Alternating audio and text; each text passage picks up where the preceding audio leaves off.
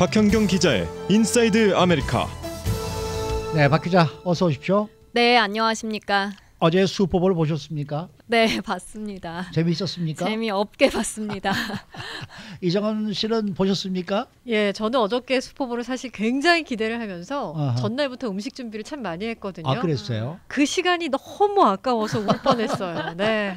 사실 우리 LA 팀이 올라갔으니까 얼마나 시인할 수 있는 그런 좋은 그럼요. 계기였습니까? 예. 이게 정말 너무나 좀 한심한 경기를 봐서 말이죠. 네. 아쉽게 짝이 없는데 이 슈퍼볼이 끝나면 항상 경기는 물론이고 광고들도 지금 화제가 되는데 네. 어제는 광고들도 그렇게 화제가 되는 그런 것이 없었던 것 같아요. 그러게요. 네, 네. 그렇습니다. 아쉽게도 히트를 친 광고조차 없었습니다. 슈퍼볼 광고에서는 사실 뭐 생각지도 못한 아주 기발한 아이디어의 광고들 맞아요. 또는 감동적인 아하. 광고들 아니면 올해 광고 트렌드들이 한눈에 좀 보이는 편인데요. 그리고 나서 관련한 광고 순위도 이렇게 쭉 나오잖아요. 맞아요. 분석 네. 기사들도 나오고. 근데 올해도 물론 나오긴 나왔지만 예년에 비하면 그렇게까지 화제가 되는 광고는 없습니다. 맞습니다. 네. 어쩜 광고도 저렇게 재미가 없을까라고 맞아요. 생각이 들었었는데 그럼에도 불구하고 올해는 어떤 광고가 좋은 평가를 받았고 그 많은 광고비를 쓰고 어떤 광고는 또 나쁜 평가를 받았는지 알아볼 텐데요. 네. 일단 올해도요.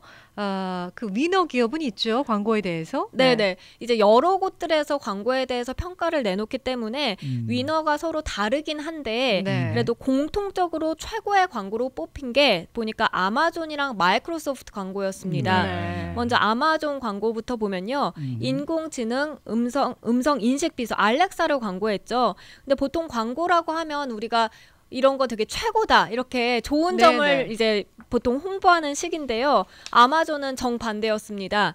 알렉사가 제대로 작동하지 않는 점을 솔직하게 인정한 거였죠. 네. 그래서 처음에 이제 양치질 하면서 팟캐스트를 들으려고 알렉사 팟캐스트 좀 틀어줘라고 시켰는데 전동 칫솔 안에 입 안에서 이게 나와서 안 들리고요 소리가. 네. 그리고 해리슨 포드가 이제 개 짖는 소리에 이 개 목걸이 알렉사가 작동이 되면서 개의 그런 음식, 간식 같은 게 대거 주문이 돼버리죠. 네. 그리고 또 우주에서 보면 우주인들이 지구 전체에 불이 다 켜졌다가 다 꺼졌다가 이런 것들 이것도 알렉사 오작동으로 인해서 크고 작은 실수들이 벌어지는 겁니다. 네. 그래서 마지막에 해리슨 포드가 I'm not talking to you anymore 이러면서 너랑 더 이상 이제 말 안 해 라고 하는데 아마존이 알렉사를 놀렸다라는 그런 평가를 재밌는 평가를 받고 있습니다. 네. 네.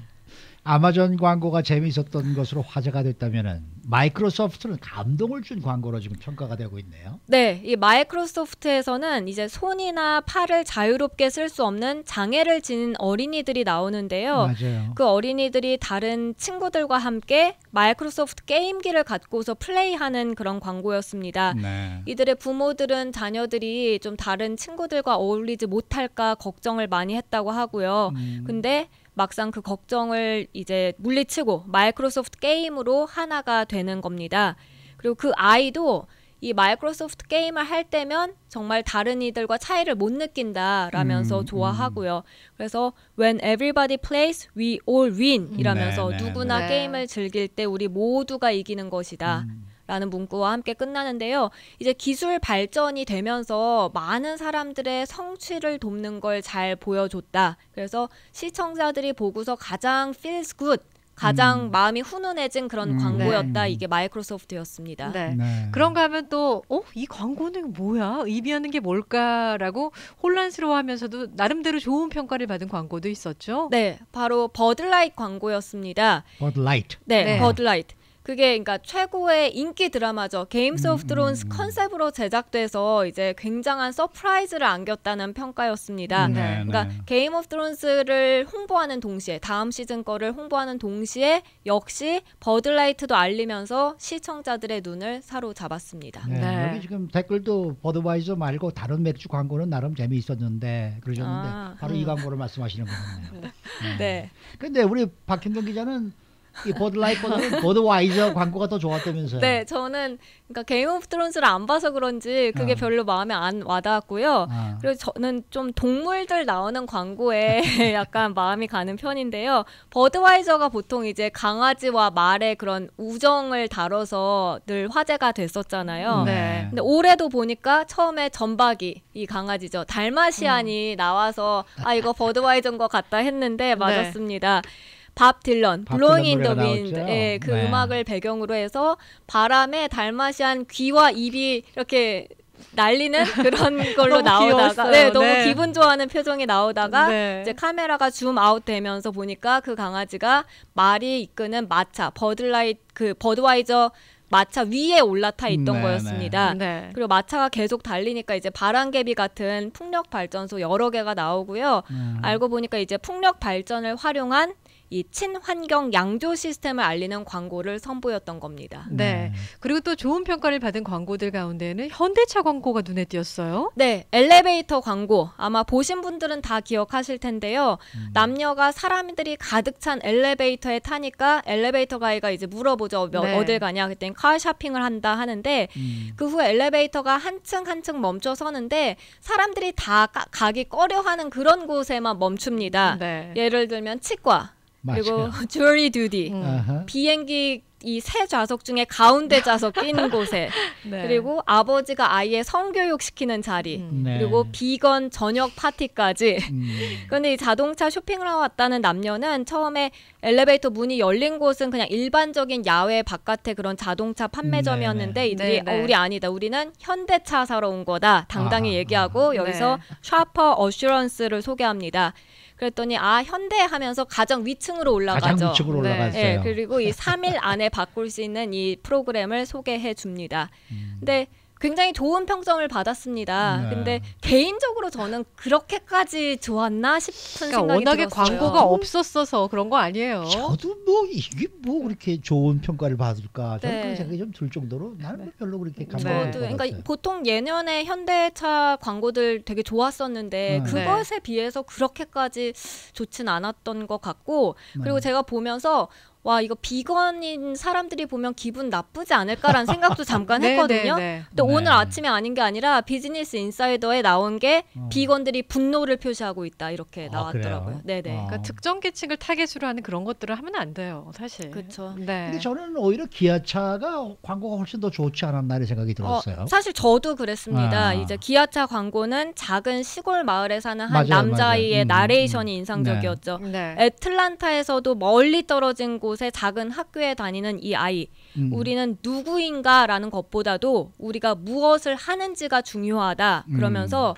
우리는 유명하지 않다 하지만 인크레더블하다 엄청나다 라면서 이제 기아차 텔루라이드를 광고했는데요. 기아차 브랜드를 잘 설명하면서도 자동차에 좋은 기능을 내세운 게 잘 맞아 떨어졌다는 평가를 받았습니다. 그 텔루라이드라는 참 멋있더라고요. 그러니까요. 이게 어제 햅타임 전에 나왔었잖아요. 그 중에서 좀 눈에 띄는 광고긴 했어요. 맞아요. 그리고 또 자신의 그 광고 그 브랜드를 잘못 내세운 기업도 있었어요. 어제는. 네, 펩시가 그랬습니다. 이게 펩시 광고는 오늘 평가 나온 걸 보니까 좋게 평가한 곳도 있었는데 반대로 월스트로 꼽힌 곳도 있었습니다. Is 펩시 오케이 하면서 이제 미국에 살면서 한 번쯤 음식점에서 코크 시켰을 때 들어본 질문이죠. Is 펩시 오케이. 그러니까 코카콜라에 밀려서 2등이 되다 보니까 그 2등 기업이라는 걸 뼈아픈 사실을 인정하면서도 약간 유머 소재로 삼은 거였습니다.